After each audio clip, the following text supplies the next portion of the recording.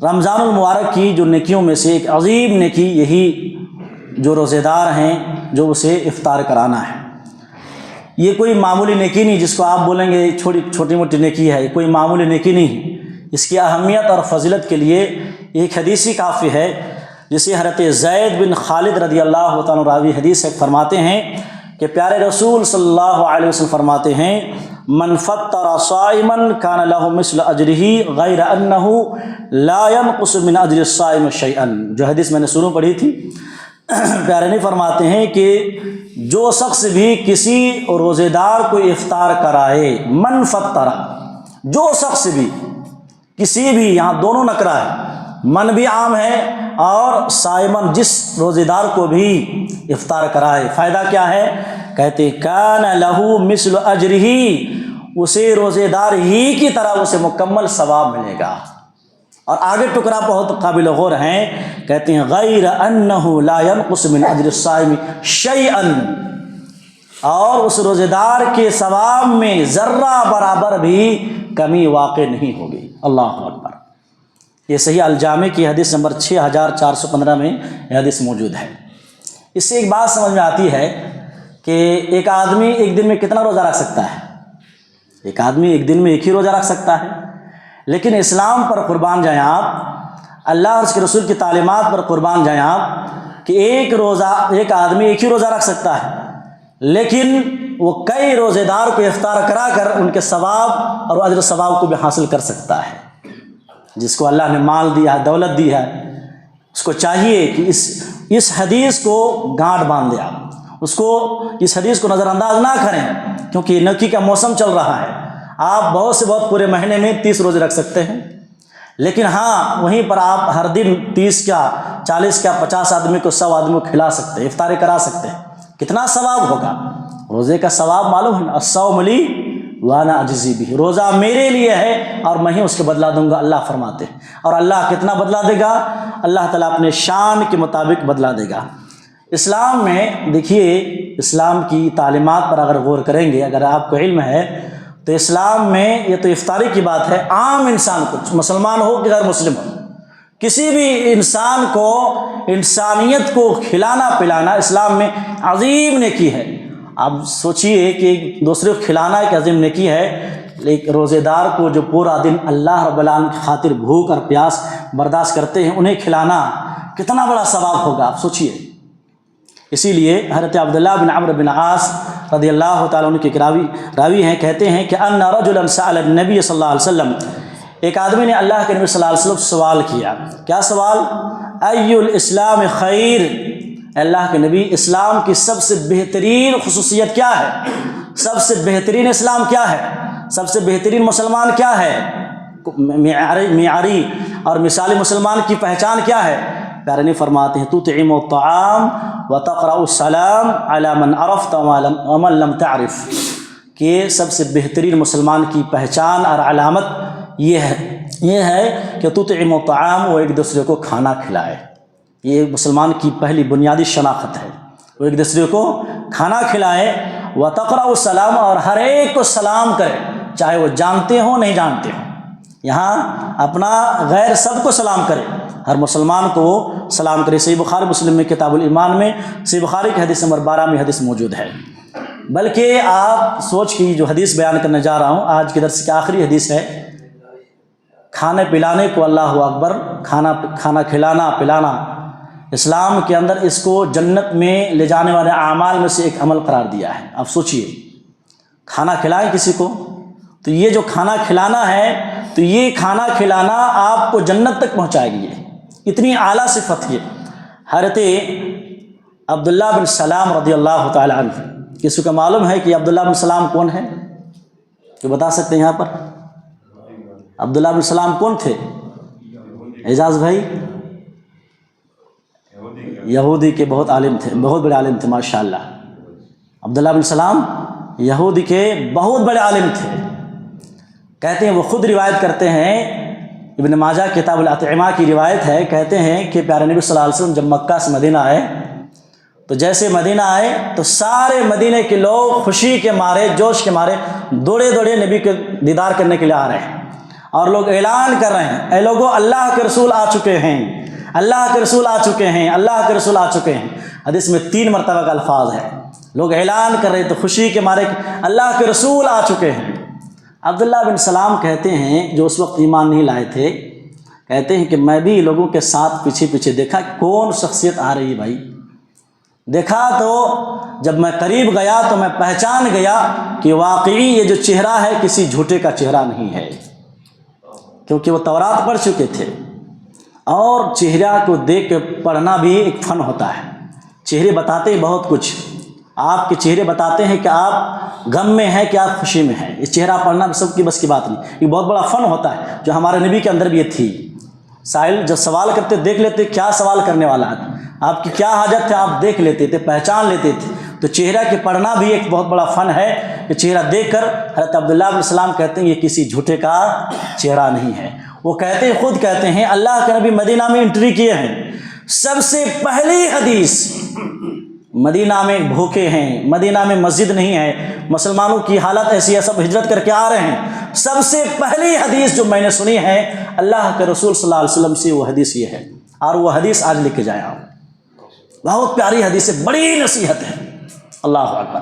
کہتے ہیں اللہ کے نبی فرماتے تھے، یا ایھا الناس افشوا السلام، اے لوگو سلام کو عام کرو، سلام کو عام کرو، عام کر مطلب خوب سلام کرو۔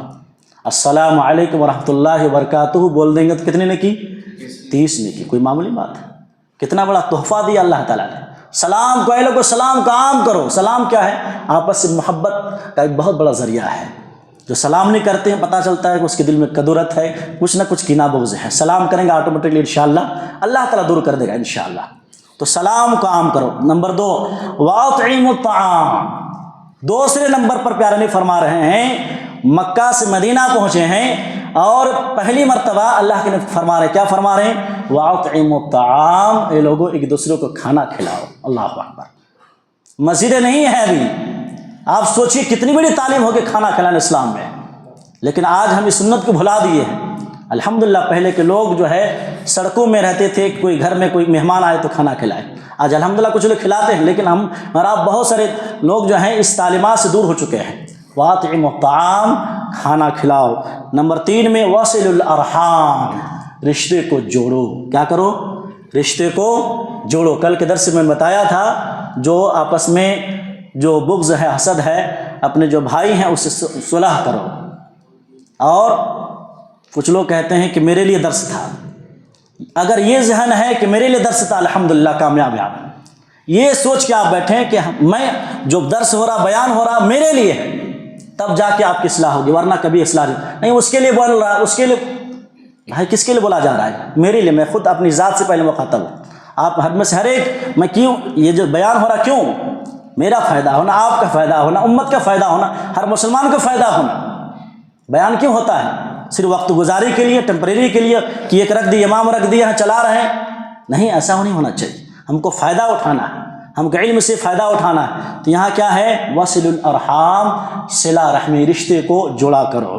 وَصَلُّوا بِاللَّيْلِ وَالنَّاسُ نِيَامٌ، جب لوگ سو جائیں، پورے انسانیت سو جائیں، تو سونے کے بعد اٹھ کر اللہ رب العالمین کے لیے نماز ادا کرو، تہجد کا اہتمام کرو تنہائی میں۔